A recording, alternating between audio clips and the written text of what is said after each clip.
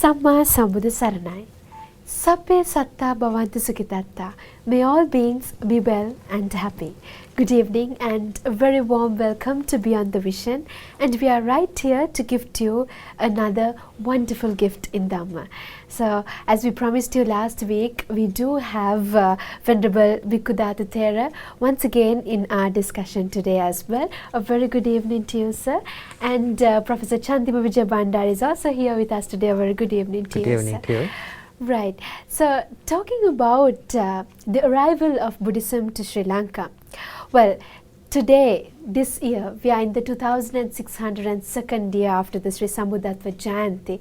So, if I take your memories way back in time to the arrival of Buddhism to Sri Lanka, Venerable Arahat Mahinda Thera was instrumental in bringing Buddhism to Sri Lanka. And of course, Emperor Ashoka, he was instrumental in sending envoys to the different countries for the spread of Buddhism. And this is 236 years after the enlightenment of Lord Buddha, 236 years after the Parinibbana of Lord Buddha, that different envoys were sent to different countries of Emperor Ashoka being instrumental. So I would like to ask you, Professor Chandima, if you mind, tell us a little bit about the history of as to how this seed of Buddhism was planted in Sri Lanka. Yeah, Buddhima, now when we think of the history of Buddhism in Sri Lanka, we have to think of the Buddha himself to start with, yes. Because even though Buddha did not establish Buddhism in this country, he was so kind to visit this land 3 times, right? Even though the sort of Sinhalese people are not here, right? We know that Vijaya came exactly, according to Mahavamsa, exactly on the day that Buddha's Parinibbana took place. Anyway, we had 3 groups of Aboriginal people or Inhumans, as some people believe that they were actually, some people say they are kind of, spiritual spirits, Deva Sumana and others. But some people say no, they are actually people who worshipped gods and they are humans. Right. Anyway, Buddha came 2 times to establish peace among some groups who were almost ready to fight, and then he gave his visit later to establish his footprint in its land. And so we are very lucky to be a sort of holy land which had the Buddha's footsteps. And then after that, of course, after arrival of Vijay and others, there is not much said about practicing Buddhism here. Professor Adhikaram actually thinks that there might have been some knowledge of Buddhism because there had been some live trade between Sri Lanka and India. So Indian traders might have come and they might have sort of had some people educated in Buddhism. But to say that there is Buddhism in a country, we must have monks and temples, right? So before Venerable Mahinda's arrival, there is no record that Sri Lanka had any Buddhist temple or any monks, right? Therefore, we must give the due thanks to Venerable Mahinda, who introduced Buddhism to Sri Lanka, and it was actually as part of the worldwide missionary movement launched by Ashoka, Dharma Ashoka. And according to his inscriptions, he had sent Dharma Mahamatras and other types of Dharmadutas to many countries, and the basic foreign lands, the major foreign lands that received Buddhism as a result of Ashoka's missionary activities were Sri Lanka, Burma and Thailand. These 3 lands were very lucky to receive missionaries sent by Ashoka, and we received Ashoka's own son, Venerable Mahinda, yes. And he was an Arahant actually, right? So we had an Arahant as our first missionary, and he introduced Theravada Buddhism to Sri Lanka, because at that time there was a few, actually 5 sects, right? It's still not, Mahayanism has not started, but there were Sarvastivadins and various other schools, especially the Mahasanghikas were going on a different path. So the identity of Theravada was established during Ashoka's council, and that time there were some monks who were giving sort of eternalistic interpretations to Buddhist philosophy. So Ashoka had to sort of organize that council, and there he sort of identified monks who were in the right view, claiming that Buddha was an analyst, Vibhajyavadi, right? Those monks who believed that Buddha was not Vibhajyavadi were not considered as proper Buddhist monks. Right. And some monks in that time identified these monks as bogus monks coming from Brahmin circles, but actually they might have been genuine in their philosophical view. Anyway, it was Theravada Buddhism that Venerable Mahinda introduced to Sri Lanka, and after him, his own sister, Venerable Sanghamitta, again an Arahant, introduced Bhikkhuni Sasana to Sri Lanka. So from the beginning we had full-fledged, right, Buddhist institutions like monkhood and nuns order, and then laymen, lay upasikas following Buddhism. And Buddhima, the most important thing is that Venerable Mahinda was not just a philosopher, right? He introduced us a culture also, right? So culture plus philosophy makes a religion a complete way of life. Indeed, yes, Professor. A great cultural revival took place after the arrival of Arahat Mahinda Thera to Sri Lanka, because after all we received a different tradition and a different culture, and different types of arts came up, and people became more educated in different areas, isn't it, right, Professor? Yeah, that's true. Right, because especially we must thank the Bhikkhuni Sanghamitta, right? It is she who introduced most of the arts and crafts, right? She brought 18 families who were conversant in doing various, the professional way, certain handicrafts and many things, right? And Venerable Mahinda, of course, introduced certain very important practices, like, for instance, a very good example is that after his arrival, he told King Devanapiyatissa that Buddha has paranibbanized and he is no more. But after some time he said, he informed the king, I want to go to India, right? The king was really surprised, because his understanding was that Venerable Mahinda came here to stay, right? Not to go back. Yes. So he was wondering why. So he asked Venerable Mahinda, why are you going, Venerable sir? I have not seen Buddha for some time. I must see Buddha. So king asked, Venerable, you told us that Buddha is no more, he has parinibbanized. But now you are telling me that you have to see Buddha.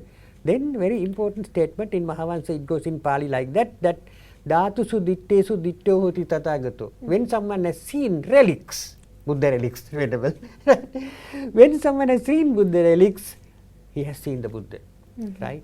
So the king understood that Venerable wants to introduce a practice of relic worship to Sri Lanka, right? So king said, there is no need for you, Venerable, to go to India, right, to see relics. We will bring some relics to this land. And so that way the Venerable Mahinda introduced relic worship, and with Venerable Sanghamitta's arrival, we had the Bodhi tree worship also. So the most important the pujas, rituals, right, like Bodhi puja, right, and Dhatu puja, these were introduced the same time that we received Buddhism. So no one can say that later development, these are borrowings from Mahayana or anything like that. And even the Buddha image, some people say Buddha image is not actually a Theravada thing.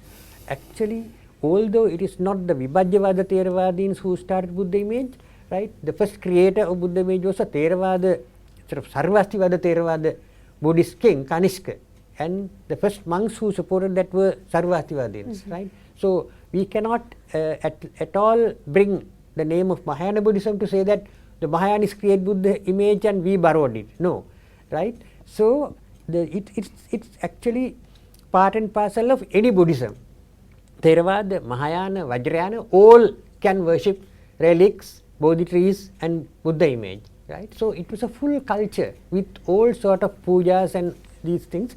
And the lay side, the most important practical, cultural and other aspects were introduced by Bhikkhuni Sanghamitta. So from the arrival of Venerable Mahinda, we received the full culture, complete culture, where the economic side of life is also concerned with, and many other aspects of life were also taken care of. Indeed, yes, Professor. That's very much important, and we are very fortunate that we still have this great Dhamma within us, and it's very important that we learn this great Dhamma and we try to realize the eternal bliss nirvana. That's very much important. And moving on to Venerable Bhikkhu Dhatu Thera. So, we did discuss as to how we received this great seed of Buddhism to Sri Lanka and how this whole cultural revival took place in Sri Lanka. And on the other hand, if I may ask you, Venerable Bhikkhu Dhatu Thera, would you mind tell us as to how Buddhism was introduced to Vietnam and how the whole change took place in Vietnam on the contrary? The history in Vietnam we continue not from the Theravada but from the north of that is the North school they call Mahayana, that is from China. Right. And China they continue from Tibet and Mongolia up to the Nepal and from the north of the India. So many thousand years, there is very rare Theravada. Even our neighbor in Cambodia, Laos, and Thailand is Theravada country. Until the time of the, I think early of the 20th century or 19th century, some of the Theravada monks, I know them well, and I very much read their book, and they go to Cambodia and continue on. Later on, my uncle monk in Narada, who are in Wadayarama, and he have the good affinity, maybe part like here Vietnamese or something like that. You know, because when he sit in the, he have ill in the hospital, one of the uncle prince take care of him. Right. And more than that, my teacher follow him 17 times to Vietnam. And you know, early time, not easy to fly like this day. Sometimes they go to Thailand or some other island and journey by their ship. Right. So after more Venerable Narada come in, and so much Theravada developed. In 1954, my Petret Menawang disappeared, but 1947, he studied before that in Cambodia. So he learned some Cambodia culture, and he learned Cambodia Theravada, and he learned Mahayana and the culture of the north. And he say, we have two hands, one right hand like the Mahayana or one left hand is Theravada. If we use one hand, we will be one hand. So why we not join two hands together? We Indeed. use in the middle part. We got two eyes, but if we cover one eye, the vision will be lost. So we open not only two eyes, but we have to use the Vinaya, that means the Sila, to concentration, that is Samadhi, and to birth the Banya, that means the wisdom, to the third eye of the Dhamma, or the wisdom eye. So 1947, he developed, we call Sangha Bhikkhu. We live very simple, like the ancient time of Buddha. We eat only one time a day. Wherever we go, we carry the bowl, we eat in the bowl. We're not allowed to eat in the place. Right. Because we eat with the food people we miss, we're not allowed to taste. Our sixth sense have to concentrate. We cannot use the stick to choy, you know. One more, Theravada, they keep the precept and they use the rope and the bow for arm. So he keep that. And Mahayana, they eat vegetable. That means we not count more our karma. Right. We say this way, the Buddha teaching, three conditions we can allow to eat meat, right? But if we use the three conditions clearly by the wisdom, that means we have no right to eat meat. One, not to see. Buddha not say to see by your mother eye, because if I get the chicken or the dust into the room or some cloud vision, you cannot see the cannot see, yes. Right, I'll suffer or kill stronger. And not her, not like we heard like the voice of the bird or the voice of the human talk, but the voice of love and compassion, like the Konam Bodhisattva. Even the 1,000 lifetime or 9 times, but when your voice of love come back, you can recall part like how we struggle when someone slap us, kill us, right? Recall that way the karma can play back, and not killed by earth, not killed by earth. So just a few days ago, when the Narada and Ananda, the one who released 3,600 cow, he say, one day, the lady come to the slaughter chicken or duck and order for to kill to buy one duck for her son. And suddenly they cut the duck and go inside and see her, the voice of the duck, wow, wap, wap, wap, wap, and look like cry. And she say, the duck can talk in, and too late already. Right. Kill. And the owner, the one who say, because your son want to eat the duck, that's why my Slavak can kill the duck. So not killed by earth, right? If we're not eating, sure, our younger brother who do sin, they not been suffer and face that. You see, we say when someone do something wrong, sin they fell to two misery realm. But we know they are sin. How we can eat sin? I'm 13 until today. If I eat meat or fish or smell, I can vomit. My body not allow me. So we try to say this way, we love and we practice from our kindness. Our suffer, our suffer. Our suffer is our suffer. So Petran Menawang, he used to Theravada, he armed and living as a Tudong monk, not attached to the poverty something, but not indeed they very hard that. And the second, he eat vegetable. Right. Yes. You see, they say, eat vegetable cannot survive. Elephant, they eat vegetable. Elephant, they eat leaf, but they're very strong. Horse and cow, right? And I eat vegetable. Until today, I'm strong enough. And only one meal a day, you know. If I eat 3 times a day, sorry, you know, we say the truth. Sure, I cannot control desire. When I in Sri Lanka or some country, Pidasi told me, that time I'm very young. He said, boy, you carry food, you're very handsome, you know that. That time I'm very handsome, not now in the 59 years old. Be careful, you must control your desire. Certainly. Eat less, and desire will be less. But if you eat too much, like Mahayana monk, 3 times a day, and use so many kind of the rina, cannot be. So by him, until today, I take 1 meal a day, and 21 days, eat wasa, no food. I drink only water. So I can survive and avoid food poison this day too. And in fact, along with that, Venerable Sir, interrupting you, actually, people have this concept of vegetarianism, whether that has to be practiced, or like what is that concept? How does it actually take up in Vietnam and perhaps in Australia? So how do you take up that concept there? The early of our ancestor, they only eat vegetable and the fruit on the tree. You see that we come back to India. I spent 10 years in India. The Brahmin, they eat only vegetable. 80% they call vegetarian. But the Dhamma Buddha, he can say this way. Sometimes they eat vegetable by mouth, but not by heart. They born to the family like that, so they eat by mouth.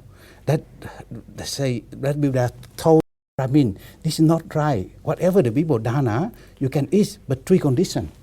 So the eat vegetable is one is we can cultivate our compassion. 2, we cannot count more karma to the next life. I say this way, even animal they do wrong with us. We harm them, they harm us. But we have a right to forgiveness. We are big brother. We can have a chance to go to school. They have no chance to go to school. So we say they are very ugly. But we look in this way. They're hungry. They can kill each other to eat. But we are not hungry like them. We know how to make a farm. We know how to build a home. Why we not rob our desire, hatred, and ignorance? We not to build a weapon for destroy humanity. So I say this way, not only to eat vegetable, but more than that, on the weapon production, leader of the country and politics, please to stop many company, many factory to do that. That is, whatever you gain, the world, but you lost your moral, you lost your virtue. It no mean, right? So I hope vegetable and vegetarian. Vegetarian mean precept. But the people not understand that. The Mahayana, I think, they eat vegetarian, but to me, they eat vegetable. And Theravada, they say, I am Theravada, I can eat meat or fish, whatever the people offer for you. Theravada not that mean. Theravada mean we follow ancient path. You see that? And Alahan or Bodhisattva, they never touch meat and fish because they have been. And they look on being, their brother, sister, their father, mother. Yesterday in one of the lake there, under the tree, the poor people who cleaning the street there, I told them, do not worry, come. And after I give a lot of food, the people offer to them, every day, full bowl. And me and him, 2 bowls to bring back here. After that, we give for the poor people. So I say, who know? Partly you are my mother, you are my father. And I searching until today, like looking the lost sheep. And they're so happy. Yeah. Indeed, yes, Venerable Sir. So that's very much important with the concept of vegetarianism. Actually, people have this idea whether they have to become vegetarian or whether they have to, whether they can really consume the other types of food that they eat also. So that's another aspect. And moving on, Professor, now we did talk about the cultural revival that took place with the arrival of Buddhism to Sri Lanka. So, and you do have other experiences, perhaps visiting the other different countries like Singapore, and how do these countries actually take up Buddhism? Now this is one aspect that we need to look into. Yeah, actually we can talk about other Theravada countries and Mahayana countries as separate units. For instance, Sri Lanka has 2 sister countries, Burma and Thailand, Yes. as a very similar Theravada countries where similar culture is practiced. So we have Pali language as lingua franca of these countries. So sometimes monks from Thailand and monks from Burma come to Sri Lanka, and most of they are not very conversant in English. So they speak to Sri Lankan Buddhist monks in Pali, right? Because that's their common lingua franca. And when we go to Mahayana countries, of course, the language of Mahayana in India was Sanskrit. But nowadays, most of the Mahayana monks have their translations in Chinese or Japanese or Korean, right? So they are not very much conversant in Sanskrit. Only if they are scholars, they are good at Sanskrit. But otherwise, they have their Chinese Tripitaka.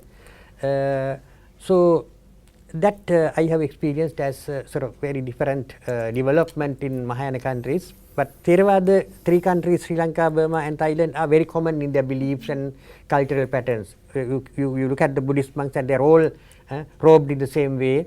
And when they chant Paritta, they chant in Pali. And there are certain cultural similarities, right?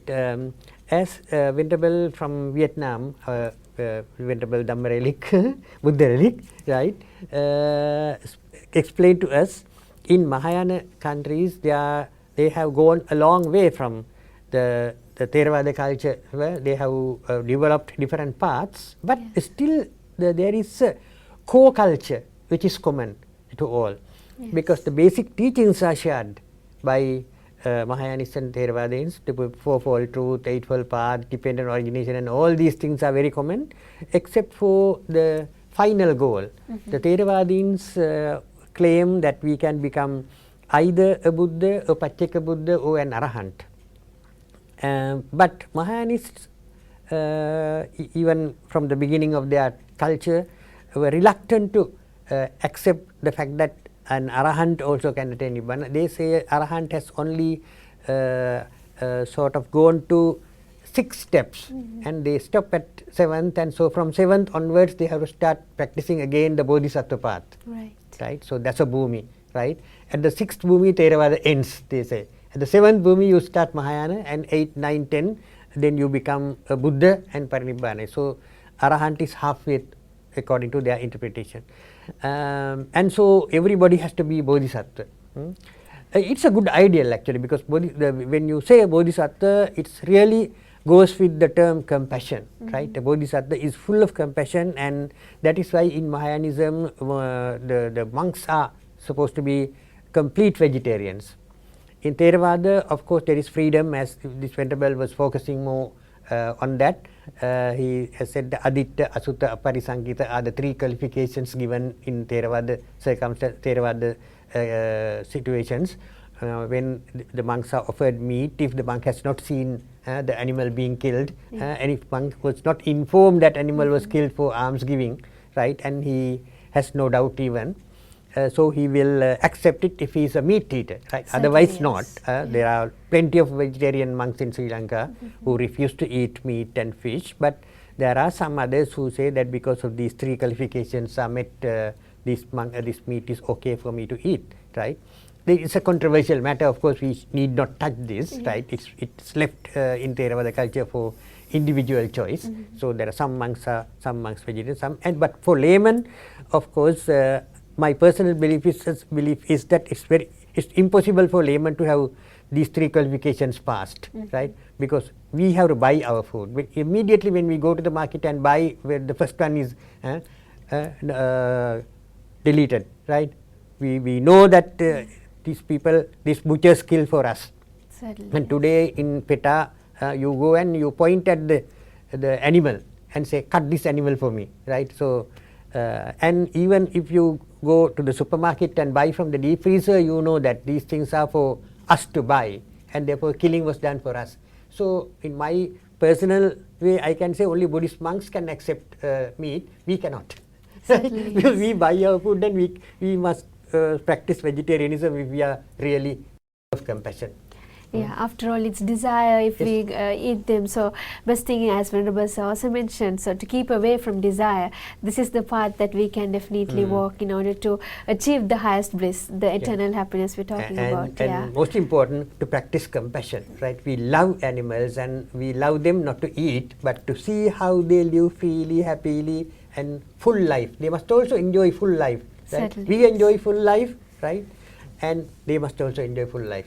Right. Of course, yes, that's very much important. And in fact, sir, moving on, actually, when we say Buddhism, people, mostly in the Western culture, they take it as a philosophy. And some say, no, it's a realistic religion. So how do you see this actually in terms of seeing it as a philosophy or seeing it as a realistic religion? Well, you can have either way, depending on your choice. One can have Buddhism as a philosophy, study it, and make himself a sort of intelligent person, sharpen his vision, right? It's possible, right? But the problem is that Buddhism is not only teaching philosophy. From the beginning, it has given people a way of life too, right? If the Buddha did not give this this culture, right, the way of life, right, which we can sort of more or less with a new definition can say it's a religion, right? If Buddha did not create this religion, this path of practice, he would have been forgotten by many people as Socrates is forgotten. Now, Socrates was a philosopher, but you go into any house in Greece or any other country, right, you can't see anyone offering a flower to Socrates, right? Anyone trying to practice his ways, they learn it in universities. Socrates, they have a sort of very good place in their philosophy courses for Socrates, but no one is actually committed to practice his teachings. No one says Socrates Saranam Gacchami, but millions say Buddham Saranam Gacchami and offer flowers and burn joss sticks for him. And many people are interested in practicing. If you go out today in the Buddhist channel from this, we go out from the studio and you can see many thousands of people around observing Sil, right? So every day it's like when you are in a sacred city, when you come to this place. So we can really see the Buddha not only taught the philosophy, right? It's in the universities you learn Buddhist philosophy, you pass your degree and you can forget it and you can live as anybody else. But when you learn Buddhist religion, right, you learn not only the analysis of the world, but you are not confined to analyze the problem. You find a solution also, right? The sansaric suffering is the problem. And you want a solution. The solution is there in Sila, Samadhi and Panya. Right? This is the path we have to practice. So it is more than a philosophy, I must say. Indeed, yes, so that's very much important. And moving on to Venerable Buddhadatta Thera, actually last week also we spoke about the great journey that Venerable Buddhadatta Thera has actually taken up, which is going 9,000 kilometers into many other countries, actually 24 nations, and going for the universal peace, actually to spread universal peace amongst all the other countries. So this is actually one point where we can bring the whole world together. So actually I would like to ask you, Venerable Sir, so we did speak a lot about your experiences during that journey last week. So did your mission really help the world, and how do you think we can bring about universal harmony amongst the different countries in the world, because still war takes place in different other countries and so much of toxic substances are released to the universe and released to the atmosphere itself, and the lifespan of the world itself is descending. And if we all can definitely get together, this is very much important, the world as a whole. So how do you think we can bring about universal harmony amongst people? Well, did they, you know that Professor and Purima, many mission convert religion to religion, tradition and set it order and make this harmony. But when I meet Venerable PDC in Melbourne and Sydney, and sometimes I'm here and with him some other place, he say, do not to knock the door to convert it order. Knock their heart. But before that, you must to control yourself. Mm-hmm. You live at what the Buddha teaching, your inner peace.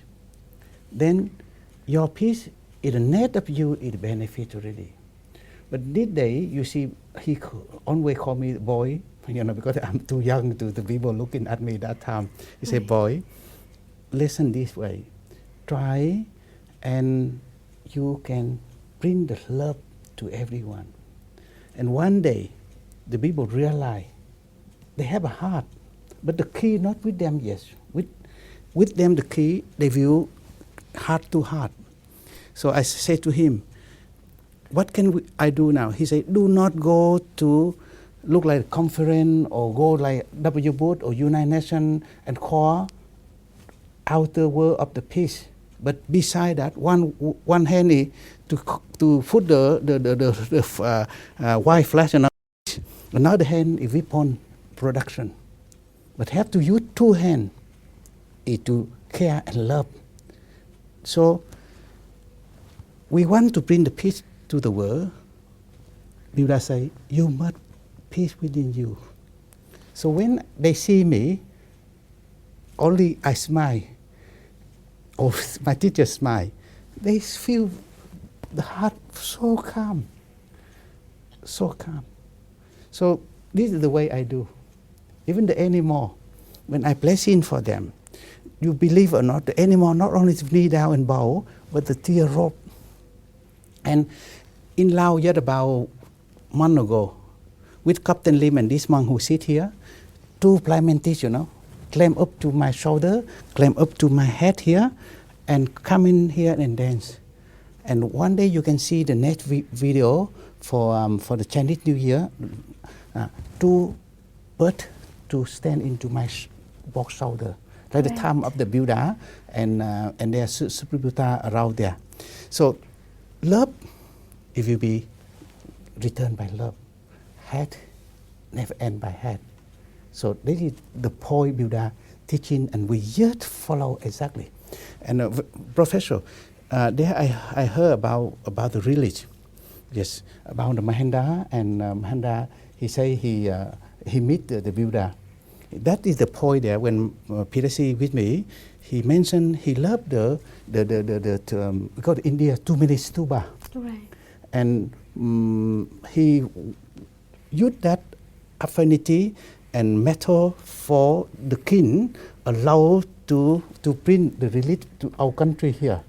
Otherwise we have no release. And the stupa cannot build in Anunnabura or the Bodhi tree, not time Sanghai Metta cannot order by the Asuka king. So Mahinda Mahathura, he tried to many ways to bring back for the inner teaching, that is the Dhamma release, and the outer release, that is the tooth, or what they call the bone, for the lay people benefit. But we have to focus on the Vinaya Dhamma release. This is important. We have to show the temple. We have to show the image. But most important, I teach my follower, when you concentrate on yourself, keep the precept, learn the true Dhamma, that is the release for our Sapa. Certainly, yes, Venerable Sir, that's very much important, because we are looking at universal peace, because after all, it's what's important is that the world stands as one, so that we all can hold hands together, and we can, if we can really walk in this eternal path that Lord Buddha has taught us. This is very much important. Without going into temporary happiness, we are looking at eternal happiness. And in fact, Professor, we'll also have some comments to be added here. While I was listening to Venerable, I was, thinking that should be the real attitude of a Buddhist missionary, because in Buddhist missionary activities there is no much interest in conversion, right? In fact, to try to convert someone from his religion to our religion, right, and make him a Buddhist and make the number of Buddhists increased is not the aim of the Buddha's mission. The Buddha really went to some people and said, listen to me. I'm quoting from Tripitaka. The Buddha has gone to some people and said, listen to me, I am going to tell you the things, if you do, are going to do good for you. If you do, and the things that if you do will bring bad results for you. So after listening, you can practice these good things and give away the bad practices, and still you can have your previous teacher as your teacher. Let that religion be your religion, it doesn't matter, right? Indeed, yes. And give alms to them, right? So that was a very broad attitude. The Buddhist and Buddha was a very good friend of other religionists in that time, right? Some days after his lunch, right, the dane, right, the Buddha would consider, where should I go in this afternoon? Very often in many suttas it said he goes to a temple of a different religion, right? And they, knowing that Buddha is a very friendly person, right, when he enters from the gate, ask their followers, please be silent, Buddha is coming. He is a person who loves silence, right? And when he comes, they give him a chair and say, Venerable Sir, please give us a sermon. We may get benefited, right, learning from you, right? So that was a very friendly way that Buddha dealt with other religions, and he was not at all very keen on arguing with people. Sometimes people come to argue, and the Buddha says, don't argue, right? There are many things that we can agree on, right? Let's talk on the things that we agree. Right? He was very peacefully dealing with these people, and they were very happy, right? And they learned many things from the Buddha that they could practice in their life, right? So even today, the Buddhist monks who go on missionary activities to other countries, they want to share the real good spirit of Buddhism, but not to increase the number, right, by bad means, right? So this is a very good thing that our Venerable here also, right, talks to people to their heart and try to make them good and try to make them achieve the best things in life, but not trying to convert them, right? So it's a very, very interesting thing. I was really impressed that even today the Buddhist monks practice the same good mission, that non-aggressive policy. Of course, yes, Professor. And after all, anger never ceases by anger, but only through loving kindness. So, moving on and looking at the society, Professor, actually, people at the present moment, most of the people, they only look forward to earn money and then perhaps pay the bills, and they go for materialistic gainment rather than for the spiritual aspect of it. It's rarely that we can see that people go into the spiritual side of it. So, what is your opinion about this, and how can we actually make it a point that we need to change the way that society is running for the materialistic gainment currently? Well, actually, we cannot completely divide of these materialistic aims in life, because people have to, eat, clothe themselves Of and course. all that. But Yeah. at the same time, people have to understand that the Mother Nature is not a very generous donor, right? Mother Nature has provided only us a limited amount of things for us to share with all our, not only with the human friends, colleagues and others, but also with birds and beasts also. They must also eat, and our friends also must enjoy life. So, if we are very greedy and try to accumulate everything to us and be very rich and boast that we have so much, the others suffer. So, that's not compassion, right? One way, and we must also understand, the Buddha said that there is no saturation point in desires, right? When one need is satisfied, we create another need, and another one, like that it goes on, and there is no end, right? The Mahamandatu story is a good example given by the Buddha, and even today you ask any millionaire that is he satisfied with what he has? Even I must be achieving more. There are many more things to achieve, right? So there is no satisfaction with this one thing. The other thing is that the real happiness is not coming from material gains, material things. It really comes from the spiritual happiness, right? So people must be educated on this. It's not something that inborn, right? People are born with raga, dvesha, moha, right? So people must be educated. That's what the religion is for, right? So religion actually helps people to sort of see things in real light.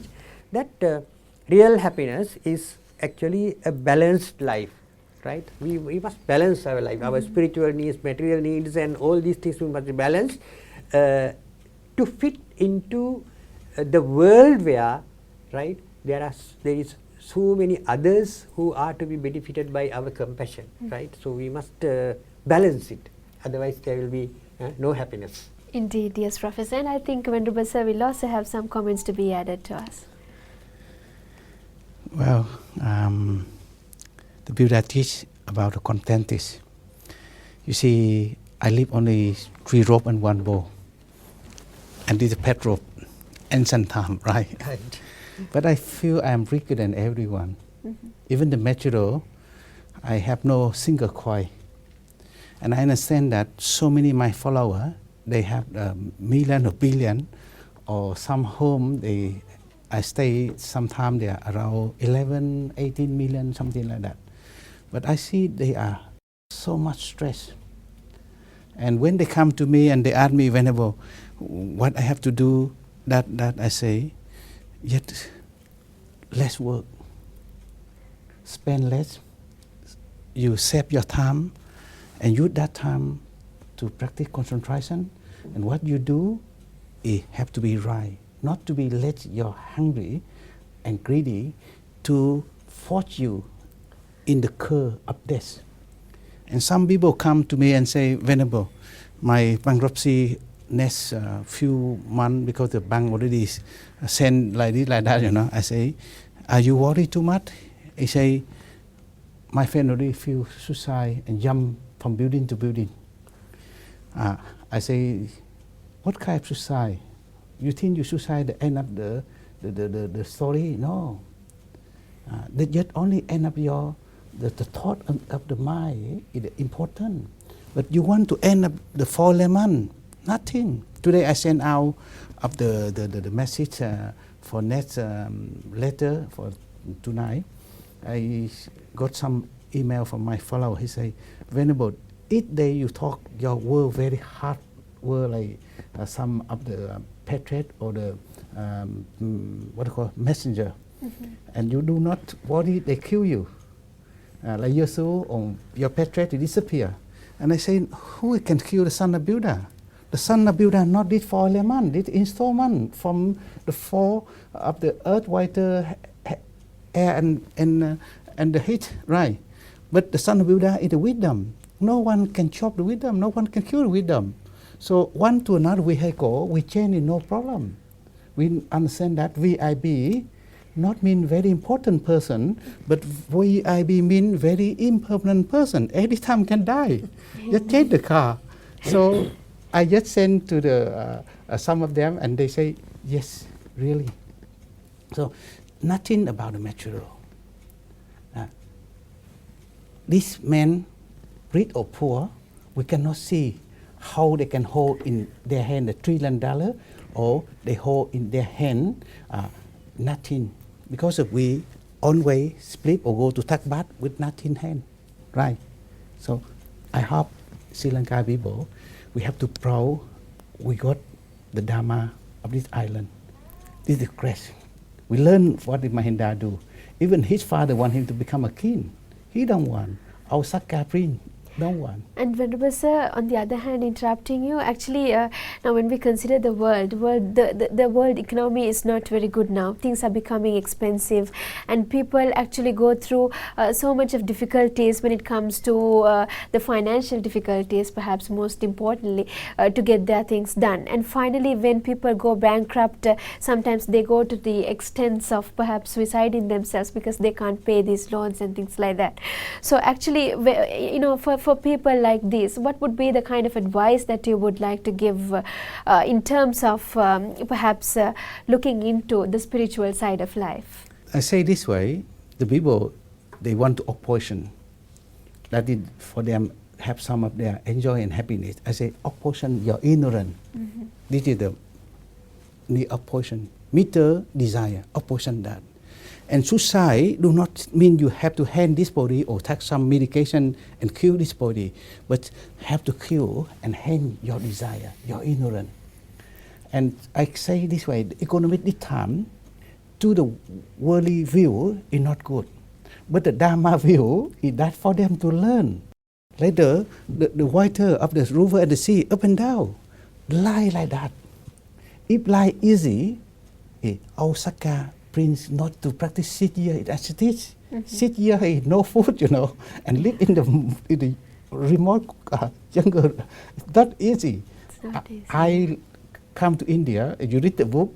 I walk from the from airport to the UT, and I go 9,000 kilometers compared to Buddha. Yet only the drop of water like ocean sea.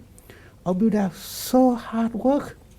So economic did the time to let the world, at least we learn the lesson. And we not give a chance for big brother who are big mouth to product the weapon, to sell their weapon, to try the weapon to kill our brother sister. You see the Vietnam, whatever they worry about the economy, I say no worry. We worry about the outer war and civil war. But we want to end up that outer war and civil war. Pachapin Wang say, end up your inner war. So this is a time for the world to learn. Bad economics, but good of the merits and the virtue of human. Sometimes this company to fight another company, and we product too much, you know. Then the people use it less. This day, you see the food farms, prawn and fish, chicken and animal, on the poison, on the chemical. And someone, not lucky like you, the body like this, you know, now either 140 kilo. And many cancer, many heart attack, many stroke, and they come to me. And I say, because you love this kind of thing. When you have the economic problem, then you less spend. You got your time. Sit down, calm your mind. Breathe your breathe in, lie. Breathe out, death. It's important than everything. You cannot breathe in more. What is the billion of dollars? What is the big property? What is the Mercedes-Benz or Rolls-Royce? So this is the blessing for the world. Indeed, yes, Venerable sir, that's very much important. And before we wind up, moving on to Professor, I would like to ask you. So, actually, when we consider the society, I think the 5 precepts and the 3 refugees are very much important in actually stepping into this great path, isn't it? So, what's the final advice that you would like to give for the people in terms of the practice of virtue, the practice of the precepts itself, how it can enable them for the spiritual gain, Professor? Yes, Buddhima. It doesn't matter what religion a person practice, right? Panchasila or 5 precepts are of absolute importance because it gives the guarantee to the world that a person is not going to harm their right to life, and the person will guarantee right to property, and he is not going to interfere with his marriage life, and he will allow these people to use language respectfully by not deceiving them. Like that, the Panchasila gives the basic human rights to everyone, right? Starting from me. When I say I take the precept number 1, the Panatipata, right? I give the guarantee to other people, and when they take the precept, they give me the guarantee. So this is a mutual way of guaranteeing the right to life, right to property, etc., to each other, and this is a very, very important universal ethical code, right? So if people sort of volunteer to practice these things, then the world will be very happy place to live. Venerable was focusing on economic turndown, actually meltdown, right? So I remember one Japanese newspaper analyzing this, right? Westerner has contributed an article explaining why this economic meltdown, and he has focused on Raga, Dvesha, Moha, actually saying that these are the 3 poisons. Because of these 3 poisons, this economic meltdown came. So if people can control their greed, right, and if they do not cheat, if they don't hate others, if they do not enter into unnecessary competition where they are trying to practice all bad things, right, then the economics can run beautifully, and that will be sort of happiness for everyone.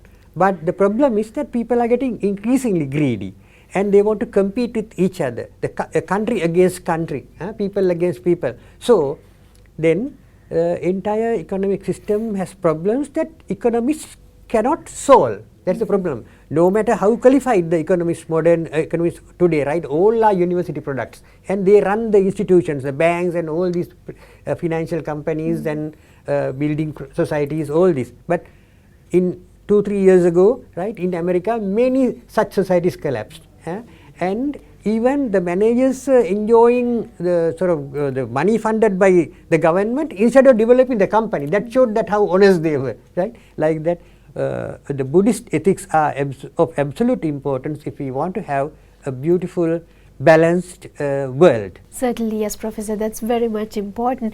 And of course, when we can practice these great qualities, and in fact, as Professor also mentioned, Metta, Karuna, Mudita, Upeksha, if these great qualities can be practiced, we can definitely keep away Lobha, Dosa and Moha, so these unwholesome deeds which pile up and finally does not help us to walk in this eternal path. So thank you very much, Professor Chandimujay Bandara and Venerable Buddha Dhatu Thera, for coming in today for our discussion, and it was indeed a great discussion, and we hope to see you next week with another important topic in Beyond the Vision. Sabbe Satta Bhavantu Sukhitatta. May all beings be well and happy. Samma Sambuddha Saranai.